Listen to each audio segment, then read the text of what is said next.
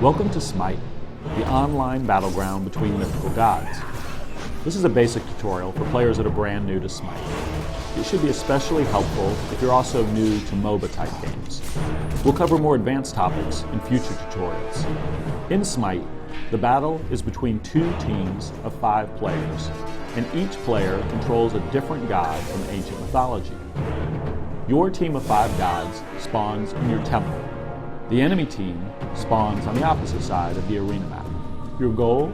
Defeat a giant Minotaur guarding the enemy temple. The first team to down the Minotaur will be victorious.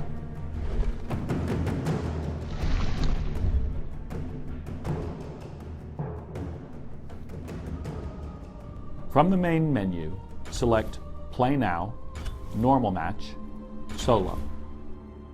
Wait for the invite, and then click Join on the pop-up. Once inside the match lobby, you'll see your team on the left, enemy team on the right. Choose your god before the timer expires. Let's go with Ra, the Egyptian sun god. Then lock in. Notice these two checkboxes, auto-level skills and auto-level items. With these checked, the game will automatically choose useful skills and items for your god as you play the match. As a new player, keep these options on. Once the match begins, Smite controls should feel familiar if you've played other action games or MMO Battleground games. The camera view's third person, rather than the isometric above the map view. You move using WASD, you fire your basic attacks with the left mouse button. Importantly, every attack in Smite is a skill shot. There's no lock-on targeting. For melee attacks, you must be close to your target and facing your target.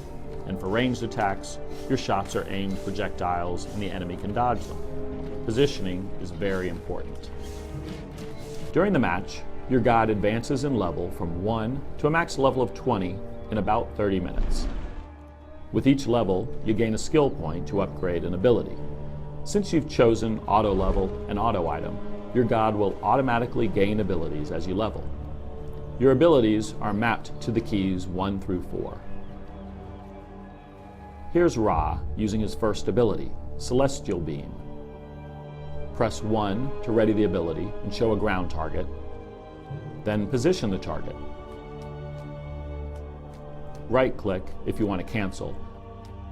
Otherwise, left-click to cast the Celestial Beam ability and melt enemy minions. Your god has a health bar as well as a blue mana bar. You can restore health and mana back at your temple. If you don't want to run all the way back, you can hit B at any time to teleport back. However, it does take a few seconds, so get to a safe place before you recall. Now, back to your goal of downing that enemy Minotaur.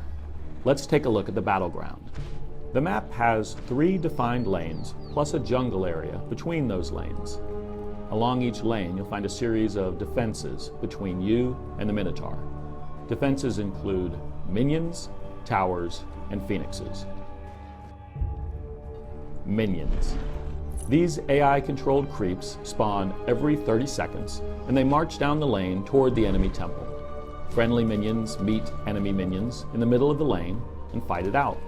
Minions normally prioritize attacking other minions. Stay behind your minions, and they help protect you from your enemies.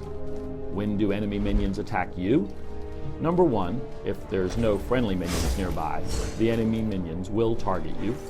And number 2, if you damage an enemy god, any nearby enemy minions will target you. Stop damaging that enemy god, and the enemy minions will retarget your minions. Early game, minions are strong compared to your god, so be cautious and stay behind your minions as you make progress. Towers. Each lane starts out with 2 friendly towers and 2 enemy towers. These towers are destructible, but they have strong defenses and do heavy damage. Towers are similar to minions in how they choose to attack the targets. One big exception is that once a tower begins firing at you, it doesn't stop. It keeps firing at you. doing more damage with each shot until you leave the radius or you're dead.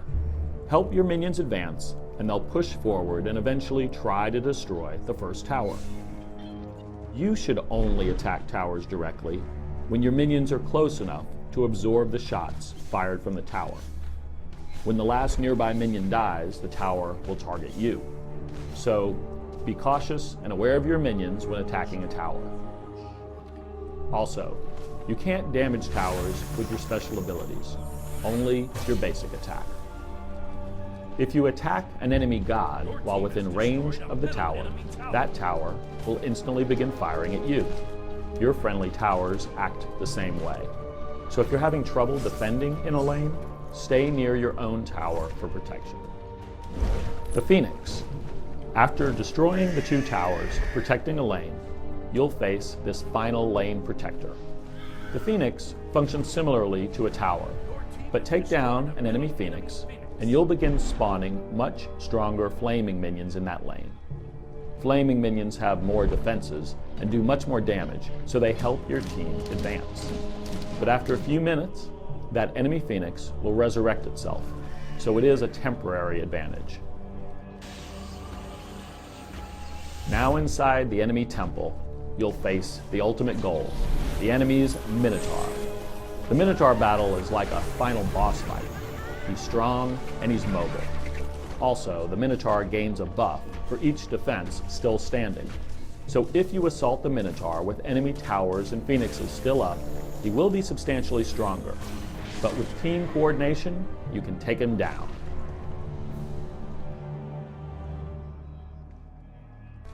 A couple of final points. Keep an eye on that minimap. Your allies are always visible on the minimap, and enemies are visible if they're near friendly minions, structures, or allies. If you don't see enemy players on the minimap, chances are they're coming to get you. Which brings me to dying. There are a bunch of reasons you want to avoid death. Number 1, if an enemy player kills you, they get stronger because they're earning XP and gold. Number 2, while you're dead, you're getting further behind because you're earning less XP and gold. Number 3, while you're dead, your team is down a player, so the enemy can more easily push towers. And number 4, your respawn time gets longer and longer as the match progresses. If you die late in the game, you're going to be spectating for a long time. So, for those first few matches, try being a cautious and defensive team player. Thanks for watching, and good luck on the battleground.